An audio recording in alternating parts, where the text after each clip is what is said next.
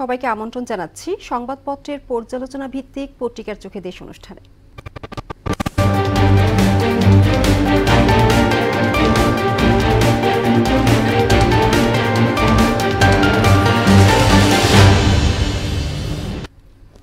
দর্শক, অনুষ্ঠানে আজকের অতিথি মোহনা টেলিভিশনের বার্তা সম্পাদক সুমন মুস্তাফিজ। সুমন, পত্রিকার চোখে দেশ অনুষ্ঠানে আপনাকে স্বাগত। শুভ সকাল। আপনার সাথে আমরা আলোচনা করব, বাট তার আগে আমরা পত্রিকাগুলোর প্রধান শিরোনামগুলো একটু পড়ে নিচ্ছি। প্রথম আলো শিরোনাম করেছে, ছাত্র শিক্ষক ও প্রকৌশলী সহ 14 জন নিহত। ক্যাম্পাসের বাইরে থাকেন 57% ছাত্রী, 54% ছাত্র। সংবিধান প্রতিস্থাপন ও আওয়ামী লীগকে অপ্রাসঙ্গিক করা নিয়ে আলোচনা। এরপর আমরা দেখব দৈনিক ইত্তেফাক শিরোনাম করেছে, 72-এর সংবিধান কবরস্থ ও আওয়ামী লীগকে অপ্রাসঙ্গিক করার ঘোষণা আসছে। জুলাই বিপ্লবের ঘোষণাপত্রের সঙ্গে সরকারের কোনো সম্পৃক্ততা নেই, প্রেস সচিব। এরপর দেখব সমকাল শিরোনাম করেছে, রাতের ভোটের কারিগররা অধরা, আমলারাও আরামে। সংবিধান প্রতিস্থাপন ও আওয়ামী লীগকে অপ্রাসঙ্গিক করা হবে। তারপর দেখব বাংলাদেশ প্রতিদিন শিরোনাম করেছে, ব্যাংক খাতে ব্যর্থতার দায় কম বেশি সবার, আলোচনায় ঘোষণাপত্র। পুড়েছে হাজার কোটি টাকা লুটপাটের তদন্ত রিপোর্ট। তারপর যুগান্তর লিখেছে, কবরস্থ হচ্ছে 72-এর সংবিধান, 35,000 টাকার প্রস্তাব প্রত্যাখ্যান আন্দোলনকারীদের, প্রশাসনের 3 স্তরে শিগগিরই পদোন্নতি। বণিক বার্তা শিরোনাম করেছে, IMF এর দর্শনে চলছে দেশের অর্থনীতি, রাখাইনে বিদেশি বিনিয়োগ, ব্যবসা ও প্রকল্পের সুরক্ষার ঘোষণা আরাকান আর্মির। সর্বশেষ দেখব দ্য ডেইলি স্টার শিরোনাম করেছে, police struggling to get back on their feet. Students proclamation move BNP, others raise questions, Jamaat welcomes it. জনাব সুমন, আমরা পত্রিকাগুলোর শিরোনামগুলো দেখলাম। তো পত্রিকাগুলোর শিরোনামগুলো দেখে যেটা আমি আপনার কাছে জানতে চাবো সেটা হচ্ছে, আগামীকাল 31শে ডিসেম্বর সেখানে জুলাই বিপ্লবের ঘোষণাপত্র ঘোষণা করা হবে। বৈষম্যবিরোধী ছাত্র আন্দোলনরা বলছে যে ঘোষণাপত্র ঘোষণা করা হবে। তো কি হতে যাচ্ছে 31শে ডিসেম্বরের ইসে? আর হচ্ছে এদিকে সরকার বলছে যে এখানে সরকারের কোনো সম্পৃক্ততা নেই। তো বলতে মানে আপনার একটু মতামত জানতে চাচ্ছি। ধন্যবাদ আপনাকে।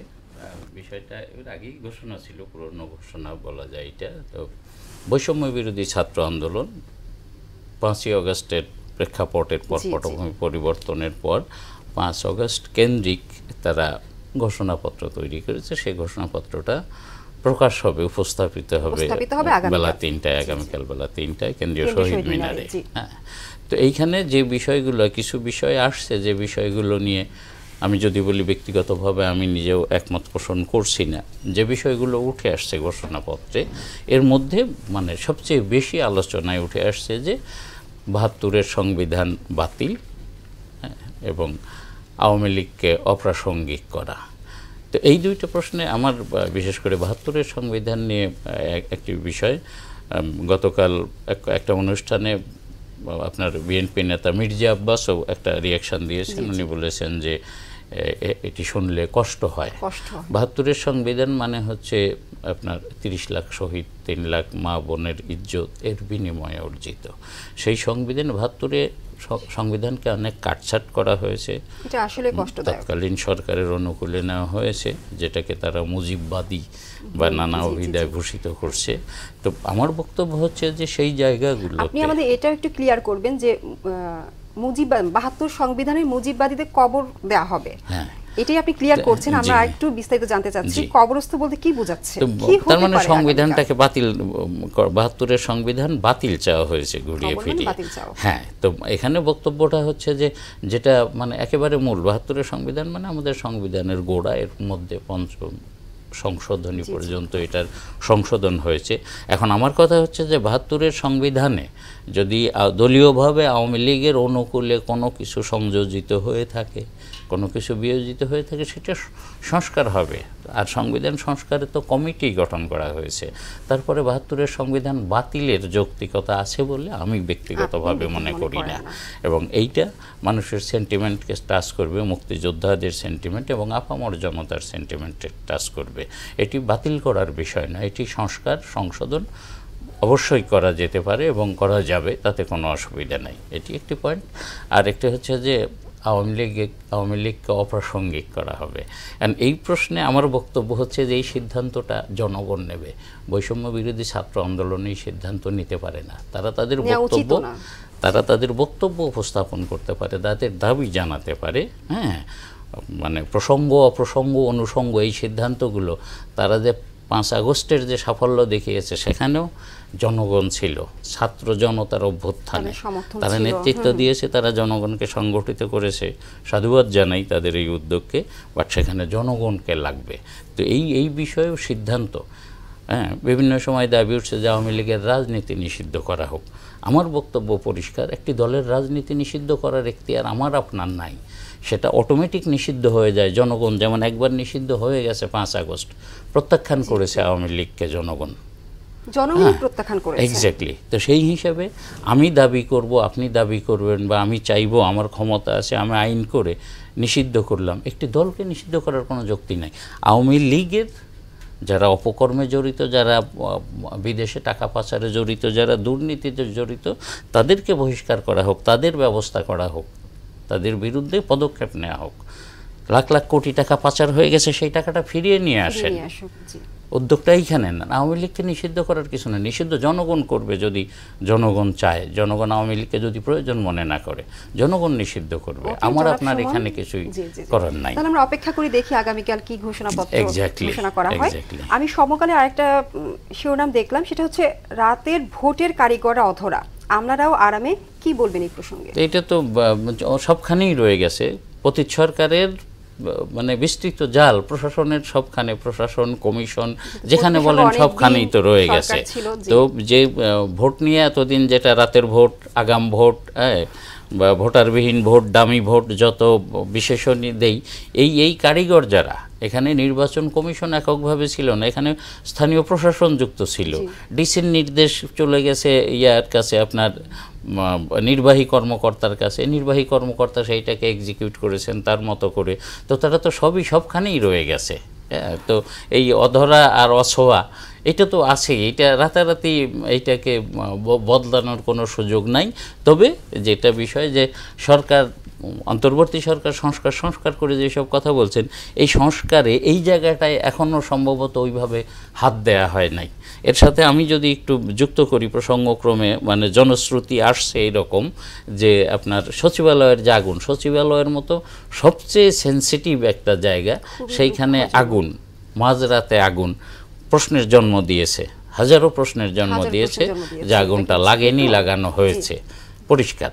তো এই জায়গাটায় তো মানে মানুষ বলছেন যে এখানেও সেই পতিতের ছায়া আছে, পতিতের অপকর্ম, কোনো দুর্নীতির ফাইল ধামাচাপা আড়াল করা, এসব এর পেছনের উদ্দেশ্য। যদিও সেটা তদন্তাধীন আছে, আজকে এর প্রাথমিক তদন্ত রিপোর্ট জমা দেওয়ার কথা আছে, তো হয়তো তদন্তে বেরিয়ে আসবে অনেক কিছু। বাট জনশ্রুতি যেটা এরই মধ্যে চলে এসছে যে এই ঘটনাটি ঘটানো হয়েছে, ঘটেনি।